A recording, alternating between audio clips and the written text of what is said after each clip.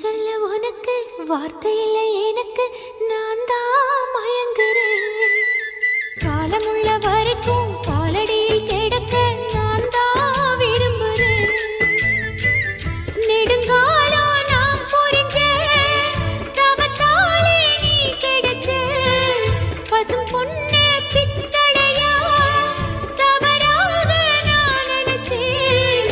நீரில் வந்த ஆண்டவனே, இனி வரும் எந்த பிறவியிலும் உன்னை சேர காத்திருப்பேன்.